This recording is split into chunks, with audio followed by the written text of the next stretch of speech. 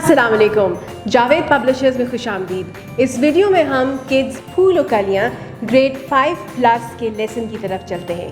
तो देखते हैं हमारा आज का कौन सा सबक है। चलते हैं अपने सबक के सफ़े नंबर 52 की तरफ। तो देखते हैं हमारा सफ़ा कहता क्या है।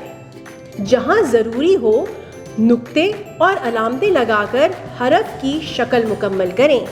यानी कि हमारे पास इस सफ़े के ऊपर हरूफ तहज्जी मौजूद है और अगर आप इसको गौर से देखें तो इनमें नुक्ते और अलामतें यानी निशानात जो है वो मौजूद नहीं है।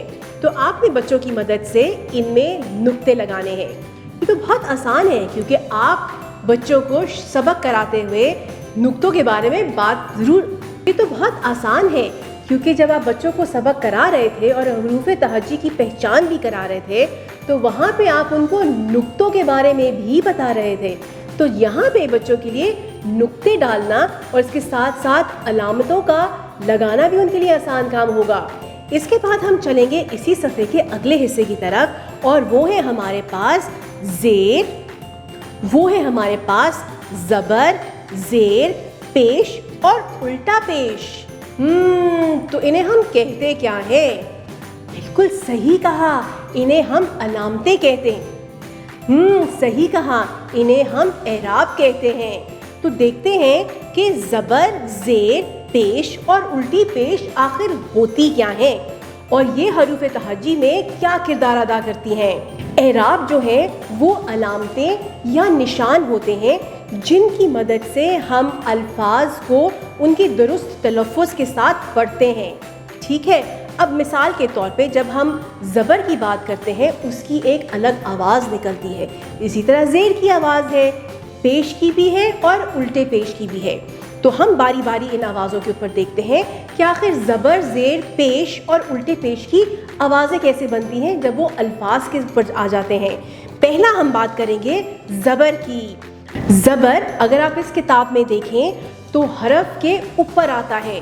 जी, इसकी मैं आपको एक निशानी बताती हूँ। ज़बर हमेशा ऊपर आता है और इसको याद रखने के लिए एक ज़हन में बात याद रखें। जब हम कोई अच्छा काम करते हैं तो हमें आगे से कहा जाता है ना, शाबाश, ज़बरदस्त। तो ज़बरदस्त हमेशा उसको कहा जाता है जो ऊपर होता है। तो जब भी ज़बर की बात आएगी तो वो हरूफ तहज्जी के किसी भी जगह पे ऊपर आएगा।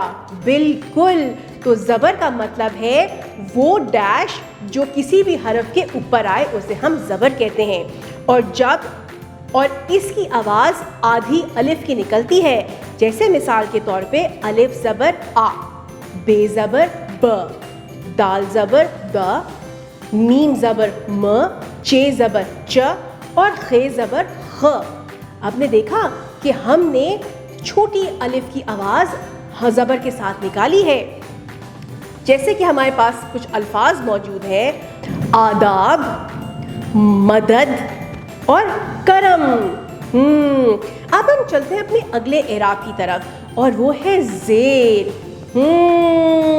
ज़बर का मतलब था ऊपर और ज़ेर का मतलब हुआ नीचे, यानी वो निशान जो किसी भी हरफ के नीचे आए उसे हम ज़ेर कहते हैं। ज़ेर लब मुस्कुराना, वही चीज़ यानी किसी भी चीज़ के नीचे या पीछे करके आती है उसे हम ज़ेर कहते हैं। लाम ज़ेर ली, सीन ज़ेर सी, स्वाद ज़ेर सी, रे ज़ेर री, ज़े ज़ेर ज़ी। जैसे ज़्वाद ज़ेर दाल ज़िद, हे ज़ेर फे अलिफ फ़ा हिफ़ा, ज़्वाद ते ज़त हिफाजत, गाफ ज़ेर नून गिन। अब हम चलते हैं पेश की तरफ। अब पेश का मतलब है सामने या आगे। जब कोई मेहमान आता है तो अम्मी कहती है ना कि मेहमान को चाय पेश करो। इसका मतलब ये कि मेहमान के सामने चाय रखो। जी, तो पेश का मतलब सामने। और जब हम पेश किसी हरफ के साथ लगाते हैं तो वो आधी वाव की आवाज़ निकालता है। जैसे कि ज़्वाद पेश जू, तोए पेश तू, ज़ोए पेश जू, ऐन पेश ऊ, शीन पेश शू। जैसे फे पेश वाव लाम फूल, چے پیش نون چن، شین پیش کاف رے شکر۔ نمبر 52 کے آخری اعراب کی طرف چلتے ہیں اور وہ ہے ہمارا الٹا پیش۔ آپ کو پتا ہے الٹے پیش کی بھی آواز نکلتی ہے آدھے واو کی، جیسے کہ غین الٹا پیش غو، گاف الٹا پیش غو، ٹے الٹا پیش ٹو، نون الٹا پیش نو اور یہ الٹا پیش یو۔ آپ کی سماعت کا بے حد شکریہ، اپنا بہت زیادہ خیال رکھیے گا اور جڑے رہیے گا بولتی کتابوں کے ساتھ۔